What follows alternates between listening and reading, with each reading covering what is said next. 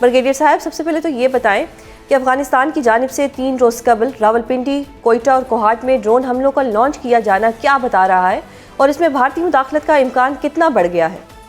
دیکھیے، بھارتی مداخلت کا تو بہت امکان ہے، کیونکہ یہ جو ڈرون ٹیکنالوجی ہے یہ اسرائیل سے بھارت کو منتقل ہوئی، اور بھارت نے پاکستان کے خلاف بھی اس کو استعمال کیا تھا۔ ہارپی اور ہیرپ ان کے لائٹرنگ میونیشنز تھے جن کو آپریشن سندور میں مار گرایا گیا تھا، اور وہی ٹیکنالوجی اب ایسا لگ رہا ہے کہ وہ کابل کو منتقل کر رہے ہیں، مگر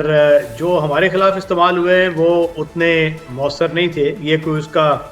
لو ٹیکنالوجی ویریئنٹ تھا جو انہوں نے استعمال کرنے کی کوشش کی، اور 100% ان کو مار گرایا گیا، کوئی خاص وہ نقصان بھی نہیں کر سکے، مگر یہ ان کی انٹینٹ ظاہر کرتا ہے، اور یہ بڑا ایک ڈینجرس ڈائمینشن ہے۔ بھارت جو جن شعلوں کو ہوا دے رہا ہے وہ الٹیمیٹلی اس کو بھی لپیٹ میں لیں گے، کیونکہ یہاں پہ تو ایک دہشت گرد رژیم ہے جو کہ دہشت گرد تنظیموں کی بھی مدد کر رہا ہے، اور پاکستان اور دیگر جو نیبرز ہیں ان کے خلاف بھی وہاں سے کارروائیاں ہوتی ہیں۔ صحیح۔ تو یہ ایک بھارتی جو اس کے ساتھ لنکس ہیں اس کو بالکل ڈینائی نہیں کیا جا سکتا۔ صحیح۔ بریگیڈیئر صاحب، یہ اب جس طرح سے افغانستان نے حملہ کیا، اس کے جواب میں پاکستان نے بھی آپریشن غضب للحق کے اگلے مرحلے میں قندھار میں ٹارگٹس کو نشانہ بنایا۔ آپ کے نزدیک آپریشن غضب للحق کتنا کامیاب رہا، اور اس سے سرحد پر دہشت گرد حملوں میں کتنی کمی آئی؟ دیکھیں، جس دن سے پاکستان نے آپریشن شروع کیا ہے 26 فروری سے، تو اس سے پہلے کے جو اسٹیٹسٹکس ہیں اور ابھی کے اسٹیٹسٹکس، تو ان کو کوریلیٹ کریں تو واضح کمی آئی ہے، کیونکہ جب آپ بیٹل اینیمی کی طرف لے کے جاتے ہیں، ڈومینیٹ کرتے ہیں، فریڈم آف ایکشن آپ کے پاس ہوتی ہے، تو دشمن جو ہے وہ منتشر ہوتا ہے، اور جب وہ آن دا رن ہو تو اس کو اپنی جو پلاننگ ہوتی ہے اس میں دشواری پیش آتی ہے، اور اندر جو دخول کرنے میں بھی جس طریقے سے ان کی تشکیلیں پہلے آ رہی تھیں اب وہ ان کو بہت مشکل پیش آ رہی ہے، اور ڈیفینیٹلی جب ان کو اپنے سروائیول کا مسئلہ پیش آ جائے تو پھر وہ اس طرف ظاہر ہے ان کی جو ڈیگریڈیشن ہوتی ہے، capacity to launch terror attacks. صحیح۔ بریگیڈیئر صاحب، ابھی جو سچویشن ہے اس میں کمی لانے کے لیے چین نے بھی چین کے متحرک ہونے کی اطلاعات سامنے آ رہی ہیں، کیا چین کے کہنے پر پاکستان آپریشن غضب للحق روک سکتا ہے؟ دیکھیے، آپ اس میں جو جاننے کی چیز ہے کہ یو مسٹ انڈرسٹینڈ کہ آپ کا what was the politico strategic objective.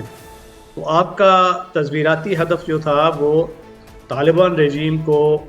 مجبور کرنا کہ وہ اپنی پالیسی کو تبدیل کریں، دہشت گردوں کی جو سرپرستی ہے اس سے ہاتھ اٹھائیں، اور اس کی مینیفیسٹیشن کے لیے جو آپریشنل آبجیکٹیوز تھے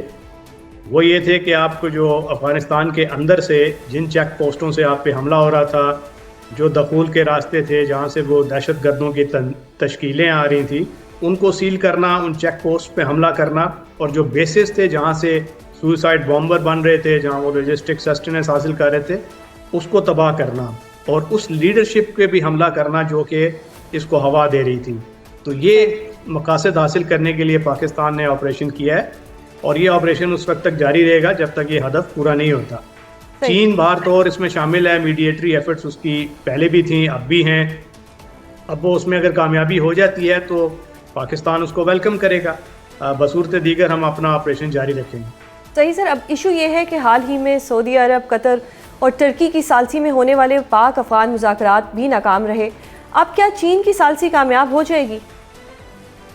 دیکھیے، اس پہ کچھ کہا نہیں جا سکتا قطعیت کے ساتھ، کیونکہ ماضی میں ماسکو فارمیٹ بھی ہم نے آزما کے دیکھ لیا ہے، جس میں چین بھی شامل تھا، جس میں سینٹرل ایشین ممالک بھی تھے، امیجیٹ نیبر ایران سب شامل تھے۔ کوادری لیٹرل فورم بھی ہم نے آزما کے دیکھ لیا، ٹرائی لیٹرل بھی، مگر وہ سرے منہ اپنے سٹانس سے انحراف نہیں کرتے، کیونکہ وہ ایک قرون وسطیٰ کی سوچ ہے، ان کی پاور کی ان کا منشا ہے، اسلام کو ایز اے فگ لیف استعمال کرتے ہیں، اور سفارتی نزاکتوں سے، اسٹیٹمنٹ شپ سے بالکل نابلد ہے۔ تو ایسے ایکٹرز جو ہوں، وہ جو ہیچری آف ٹیررزم بنا دیا ہو افغانستان کو، تو ان سے کچھ زیادہ ایکسپیکٹیشن یا توقع نہیں رکھی جا سکتی، مگر چین کا جو یہ سفارتی کوشش ہے پاکستان کو اس کو ویلکم کرنا چاہیے، اور پوری کوشش کرنی چاہیے کہ اگر چین ان پہ لین آن کر سکتا ہے, ان کو پریشرائز کر سکتا ہے, تو ہمیں تو فائدہ ہوگا. مگر کیا چین یہ کر پائے گا جبکہ چین کے اپنے لوگوں پہ حملے ہو رہے ہیں اور چین ان سے نالاں ہے. مگر اگر طالبان کو کوئی باہر سے ہوا دینے والی قوتیں نہ ہوں جس میں بھارت شامل ہے, اور کچھ بعید نہیں کہ کوئی اور بھی عالمی طاقتیں ہوں, تو وہاں پہ پھر چین کا کتنا اثر ہوگا یہ ہمیں دیکھنا ہوگا. صحیح سر, پاکستان کی تو ایک ہی ڈیمانڈ رہی ہے کہ جو افغان سرزمین ہے, افغانستان کی جو سرزمین ہے, وہ دہشت گردی میں پاکستان کے خلاف استعمال نہ ہو, جیسے ٹی ٹی پی ہے اور بھی دیگر عناصر ہیں. اب ہماری ابھی بھی یہی ڈیمانڈ ہے. سر, اس چیز کی ذمہ داری کون لے گا تاکہ یہ جو ہمارا پرابلم ہے افغانستان کے ساتھ یہ سارٹ آؤٹ ہو سکے؟ اس کی تو دو پاسبلٹیز ہیں کہ اگر تو آپ اتنا ان پہ پریشر ڈالیں ملیٹریلی اور اتنا ان کا نقصان ہو جائے کہ وہ from a position of weakness negotiating table پر آ جائیں اور آپ اپنی بات ان سے منوا لیں. بصورت دیگر کوئی جیسے چین میڈیشن کر رہا ہے, تو چین جیسا ملک جب میڈیشن کرے گا تو پھر ضامن بھی ہوگا, اور ضمانت تو وہ ہوگی کہ میجریبل اور ٹینجیبل جو اس کی وٹنسز ہوں گے وہ دیکھتے ہوئے ہمیں پیس کی طرف جانا ہوگا. کیونکہ جب تک کریڈیبل کوئی گارنٹی نہیں دے گا طالبان رژیم کے بیہیویئر کی, جو ان دا پاسٹ آلسو انہوں نے اس قسم کی بہت سی یقین دہانیاں کیں مگر اس کے بعد وہ واپس اپنے الفاظ سے پھر گئے, تو یہ یقین دہانی ضامن ہی کرواتے ہیں جو کہ میڈیٹری ایفرٹس میں شامل ہوتے ہیں. صحیح سر, اب ایک ایشو یہ بھی ہے کہ روس کے علاوہ افغانستان کو کسی اور ملک نے تسلیم نہیں کیا ہوا, تو ایسی رجیم کی گارنٹی پاکستان کو کون دے سکتا ہے کہ وہ اپنی سرزمین پاکستان کے خلاف استعمال نہ ہونے دے؟ دیکھیے, عالمی قوتیں جو اس میں شامل ہوتی ہیں, پہلے قطر بھی کوشش کرتا رہا ہے, اس کے بعد یہ چین نے بھی ابھی کوششیں شروع کی ہیں, ترکی اور سعودی عربیہ بھی کچھ وہ ڈائریکٹ اور انڈائریکٹ روابط کے حوالے سے طالبان سے بات کرتے رہے ہیں. یہ وہ ممالک ہیں جو کہ کردار ادا کر سکتے ہیں, کیونکہ طالبان رژیم ڈیفینیٹلی وہ ایک بار اکانومی ہے, وہاں سے وہ انلیگل کرائم اور باقی وہ جو ایکٹیویٹیز ہیں وہاں سے پیسہ بناتے ہیں,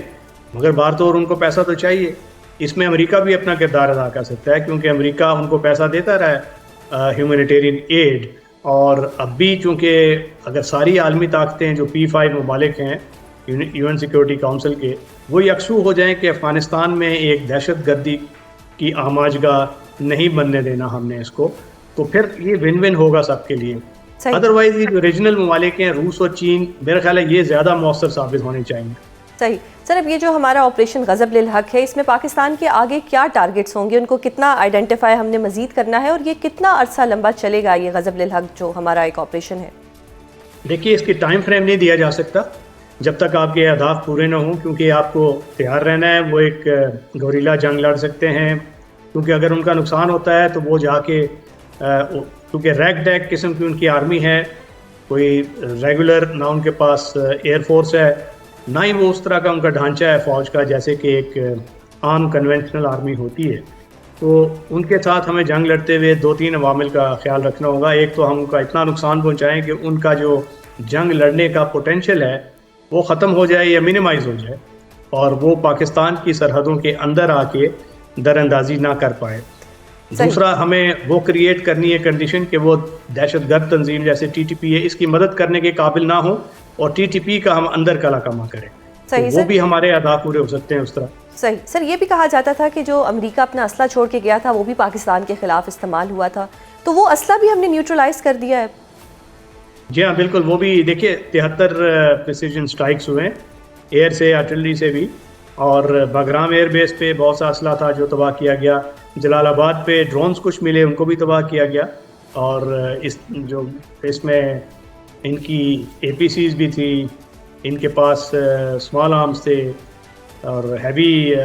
جو اکوپمنٹ تھی وہ بھی تھی, سرویلنس کی اکوپمنٹ تھی, بہت ماڈرن ان کے پاس وہ تھا. تو وہ جو ڈمپس تھے ان ڈمپس کو تباہ کیا گیا, تو وہ ان کا خاصا نقصان ہوا.